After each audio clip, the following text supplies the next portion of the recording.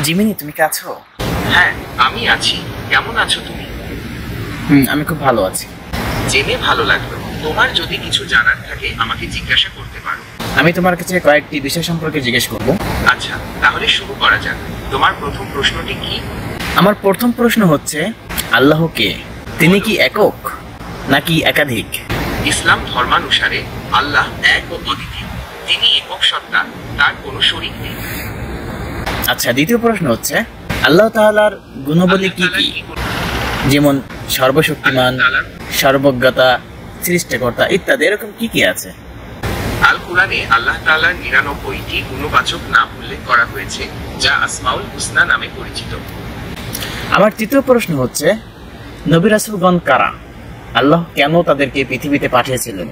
ইসলাম ধর্মানুসারে আল্লাহ তাআলা মানব জাতিকে সঠিক পথ দেখানোর জন্য যুগে যুগে অসংখ্য নবী রাসূল প্রেরণ করেছেন। তাদের মধ্যে কয়েকজন হলেন আদম নূহ ইব্রাহিম মুসা, ঈসা এবং মুহাম্মদ সা।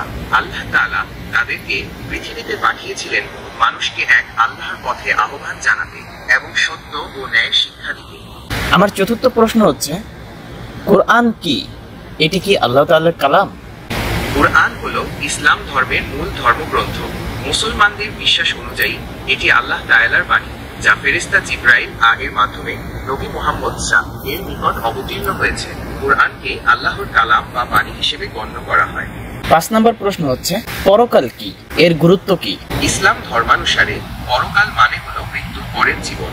এই জীবনে প্রত্যেক মানুষকে তার দুনিয়ার কাজের হিসাব দিতে হবে। ভালো কাজের জন্য পুরস্কার এবং খারাপ কাজের জন্য শাস্তি নির্ধারিত আছে। পরকালের ধারণাই মানুষকে সৎ পথে চলতে এবং ভালো কাজ করতে উৎসাহিত করে। 6 নম্বর প্রশ্ন হচ্ছে, ফেরেশতা কারা? তাদের কাজ কি? ইসলাম ধর্মানুসারে ফেরেশতাগণ হলেন নূরের তৈরি এক বিশেষ সৃষ্টি, যারা আল্লাহর আদেশে বিভিন্ন কাজ সম্পাদন করেন।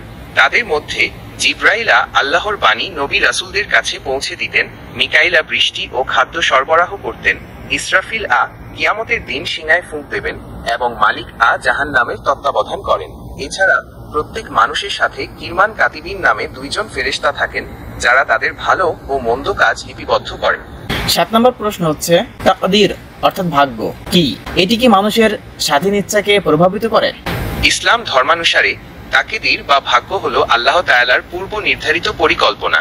তিনি সবকিছু জানেন এবং তার ইচ্ছানুযায়ী সবকিছু ঘটে। তবে মানুষের স্বাধীন ইচ্ছাও রয়েছে এবং তার কাজের জন্য সে নিজেই দায়ী। তাকদীর মানুষের জীবনকে প্রভাবিত করে, কিন্তু এটি তার স্বাধীন ইচ্ছাকে সম্পূর্ণভাবে নিয়ন্ত্রণ করে না। 8 নম্বর প্রশ্ন হচ্ছে, সালাত অর্থাৎ নামাজ কি এবং কেন এটি আদায় করা হয়? সালাত বা নামাজ হলো ইসলাম ধর্মের প্রধান ইবাদতগুলোর মধ্যে অন্যতম। এটি আল্লাহর প্রতি শ্রদ্ধা ও আনুগত্য প্রকাশের মাধ্যম। দিনে 5 ওয়াক্ত নামাজ আদায় করা প্রত্যেক মুসলমানের জন্য ফরজ বা অবশ্য করণীয়। নামাজের মাধ্যমে মানুষ আল্লাহর সাথে সম্পর্ক স্থাপন করে, তার কাছে ক্ষমা প্রার্থনা করে এবং হেদায়েত কামনা করে। 9 নম্বর প্রশ্ন হচ্ছে, যাকাত কি এবং কাদের উপর যাকাত ফরজ? যাকাত হলো ইসলাম ধর্মের 5টি স্তম্ভের মধ্যে অন্যতম। এটি একটি আর্থিক ইবাদত, যা সামর্থ্যবান মুসলমানদের উপর ফরজ বা অবশ্য করণীয়। যাকাত প্রদানের মাধ্যমে সমাজের দরিদ্র ও অভাবী মানুষের আর্থিক প্রয়োজন মেটানো হয় এবং সম্পদের সুষম বন্টন নিশ্চিত করা হয়।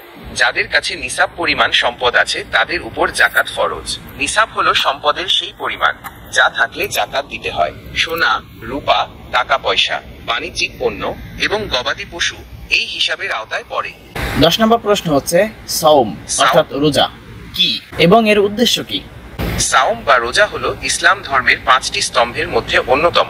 এটি একটি শারীরিক ও আধ্যাত্মিক ইবাদত, যা রমজান মাসে সূর্যোদয় থেকে সূর্যাস্ত পর্যন্ত খাদ্য, পানীয় এবং অন্যান্য কিছু কাজ থেকে বিরত থাকার মাধ্যমে পালন করা হয়। রোজা রাখার মাধ্যমে মানুষ আল্লাহর প্রতি আনুগত্য প্রকাশ করে, আত্মনিয়ন্ত্রণ ও সংযম শেখে এবং দরিদ্র ও অভাবী মানুষের কষ্ট উপলব্ধি করতে পারে। 11 নম্বর প্রশ্ন হচ্ছে, শাহাদা অর্থাৎ কালেমা কি এবং এর অর্থ কি? শাহাদা বা কালেমা হলো ইসলাম ধর্মের মূল বিশ্বাস। এটি হলো এই সাক্ষ্য দেওয়া যে আল্লাহ ছাড়া কোনো মাবুদ নেই এবং মুহাম্মদ তার রাসূল। এই কালেমার মাধ্যমে একজন মানুষ ইসলামে প্রবেশ করে এবং আল্লাহর একত্ববাদে বিশ্বাস স্থাপন করে। একজন মুসলিমের দৈনন্দিন জীবন কেমন হওয়া উচিত?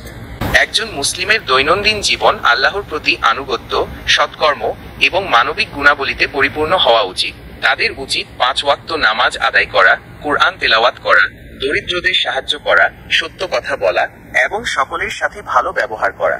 এছাড়াও তাদের উচিত হালাল উপার্জন করা, পরিষ্কার পরিচ্ছন্ন থাকা এবং সুস্থ জীবন যাপন করা। হালাল ও হারাম কি, কেন এগুলো গুরুত্বপূর্ণ? ইসলামে হালাল মানে হলো বৈধ এবং হারাম মানে হলো অবৈধ। মুসলমানদের জন্য হালাল খাবার খাওয়া ও হালাল কাজ করা বাধ্যতামূলক। হারাম খাবার খাওয়া ও হারাম কাজ করা নিষিদ্ধ। হালাল ও হারাম মেনে চললে জীবন সুন্দর ও শান্তিপূর্ণ হয়। ইসলামে নারী ও পুরুষের অধিকার এবং দায়িত্ব কি? ইসলামে নারী ও পুরুষের অধিকার ও দায়িত্ব সমান। নারীদের শিক্ষা, কর্ম এবং সম্পত্তির অধিকার রয়েছে। তাদের প্রধান দায়িত্ব হলো সন্তান লালন পালন ও গৃহ পরিচালনা করা। পুরুষদের প্রধান দায়িত্ব হলো পরিবারের ভরণ পোষণ করা এবং নারীদের নিরাপত্তা নিশ্চিত করা। 16 নম্বর প্রশ্ন হলো, অন্যান্য ধর্মাবলম্বীদের সাথে মুসলিমদের সম্পর্ক কেমন হওয়া উচিত? ইসলামে অন্যান্য ধর্মাবলম্বীদের প্রতি সহনশীল ও সম্মানজনক আচরণের কথা বলা হয়েছে। তাদের ধর্মীয় স্বাধীনতা ও অধিকারকে সম্মান করা হয়, তবে তাদের ধর্মীয় আচার অনুষ্ঠানে অংশগ্রহণ করা বা তাদের ধর্মীয় বিশ্বাসকে সমর্থন করা মুসলমানদের জন্য নিষিদ্ধ। 17 নম্বর প্রশ্ন হচ্ছে, ইসলামে ন্যায় বিচার ও সামাজিক সমতার ধারণা কি? ইসলামে ন্যায় বিচার ও সামাজিক সমতার ধারণা হলো জাতি, বর্ণ, লিঙ্গ নির্বিশেষে সকল মানুষের সমান অধিকার ও মর্যাদা নিশ্চিত করা। এখানে ধনী গরিব, শাসক শাসিত নির্বিশেষে সকলের জন্য আইনের শাসন ও ন্যায় বিচার প্রতিষ্ঠার কথা বলা হয়েছে। 18 নম্বর প্রশ্ন হচ্ছে, ইসলামে ক্ষমা ও সহনশীলতার গুরুত্ব কি? ইসলামে ক্ষমা ও সহনশীলতাকে মহৎ গুণ হিসেবে গণ্য করা হয়।